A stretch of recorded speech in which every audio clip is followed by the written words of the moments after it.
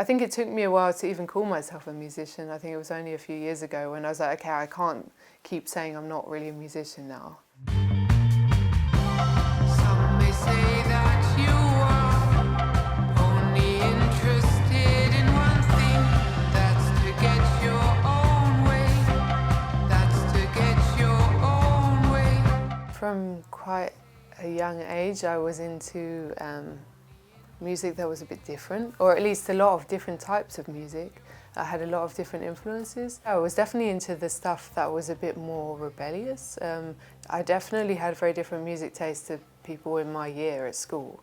You know, it was always like, oh, you have to either like R&B or you're into Britpop or something. That was the competition, but I liked both, and they're like, that's not allowed, you know? There was a lot of influences, and it was in the ones that were a bit more rebellious were definitely more appealing. I started writing when I was really young, but again I had to keep it secret. So I stole my brother's guitar when he was out, sort of went into his room, stole it, and was just secretly writing songs and writing some lyrics. But I never showed anyone. I showed someone one time my lyrics. It was actually the lyrics for Officer, Officer, and he's like, they're not lyrics. That's, you know, that's not right, that's weird or whatever.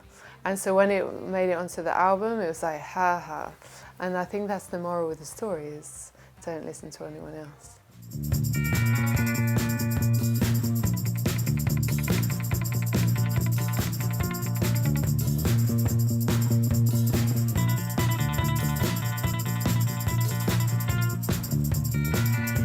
So yeah, the whole way it started was quite unexpected.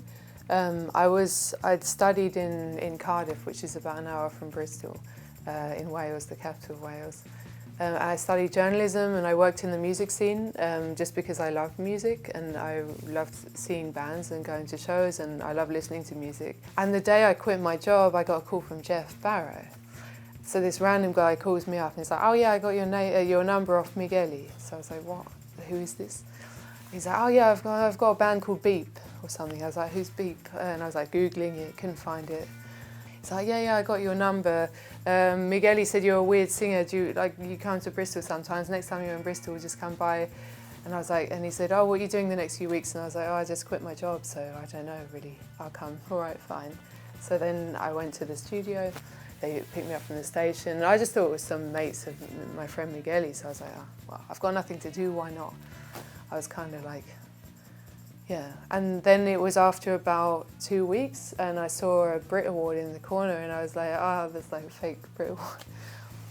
And then I realised it was the guy from Portishead. It took me a little while. It was only then my friend Migueli said, oh, you do realise he used to be in Portishead, don't you? And I was like, what? I didn't know. And then I went to Berlin and became a journalist, and then I got a call from Geoff saying, oh yeah, remember those songs we recorded? Do you want to release them? Would you be up for it? It's like, oh, I don't know. No, I didn't want to do it. No, because I just finally got a job in journalism. It took me 2 years to finally get on the job ladder.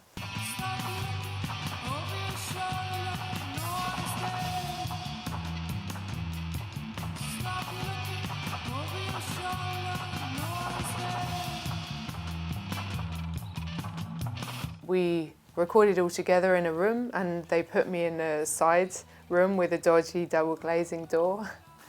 And we just picked songs, and it was like in 12 days. With 60 songs, they've got this nice structure, you know, and so you can really make it dark or kind of mess it up.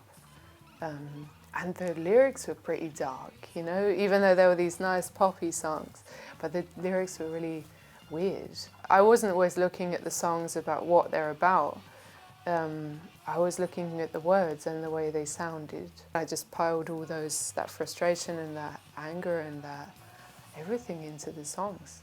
We wanted to make an anti-album. It was like, okay, how can we make it just reject all the things that are driving us nuts? And that's why I used to always wear black, because at the time everyone was jumping around stage in like fluorescent outfits. And now everyone's wearing black, so I'm like, now I need to do something different. And maybe I jump around more and like wear, like, you know, have trampolines on stage and like hula hoops.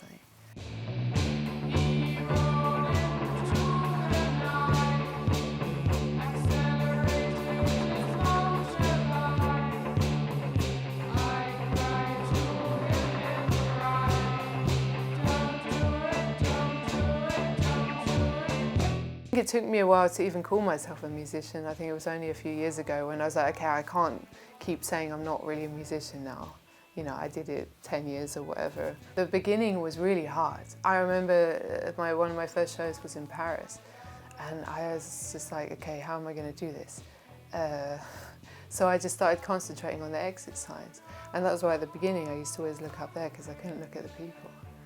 And it took a while.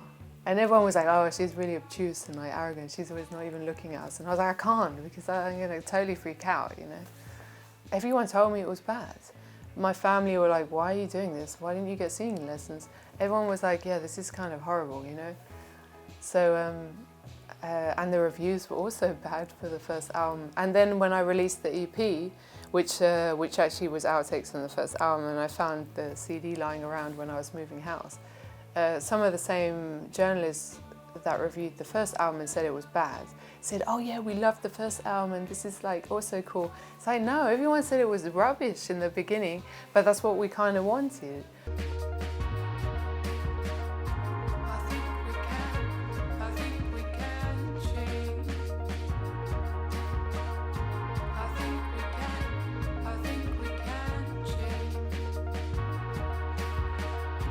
I think Change is my first solo album. The first one was me and Beak. You know, Beak were the ones doing the music. I didn't play any of the music. This one was nice, and that's what I really wanted to do. I wanted it to be a solo record, and that was why I think it took so long, because I didn't know.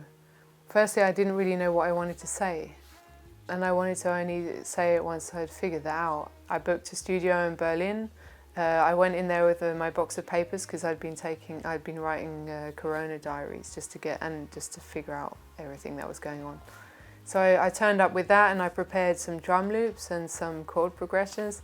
And the guy in the studio was like, "What do you want me to do?" And he started trying to be producer, and I'm like, "No, I don't want to produce. I just want you to record what I'm going to do." And he was like, "Yeah, but you don't even have any. Do you have songs?" And I'm like, "No, I just got this. Let's just do this." So I set it all up and I recorded it. And just freestyled the vocals over stuff. So I brought the box of papers and went through and was like, okay, this one is going to do. And every day, it was a 5-day session, and every day I just did a new song, or I think one day we must have done 2 songs. Afraid of you. Afraid of you. It's pushed me apart. Writing is useless. I think with this album, it was a very specific time, and I was living 2 hours outside of Berlin in the middle of nowhere, so I had to buy a car because it was a bit cut off, especially during Corona. It was really difficult. And I got all my old CDs from when I was growing up. So there was things like Goldie and Madonna and like this Patti Smith recording and Hole, and all of this totally influenced the sound of it, because I would just listen to these CDs on repeat, and the journey was so long that it would just be like, it would just play through twice, you know, and I just sing along. And I remember there was like Prince and Grace Jones, and it was like the best, you know. And you were just in your own world for a bit, and escaping all the other stuff that was going on. So it totally influenced the way I wanted the album to sound. So I wanted it to be a bit softer, you know, not to be too like big and boomy and with big drums. I wanted it to be produced like that. So that's why the drums are a lot softer, and it's different to the other album. It's a lot more vulnerable in that way.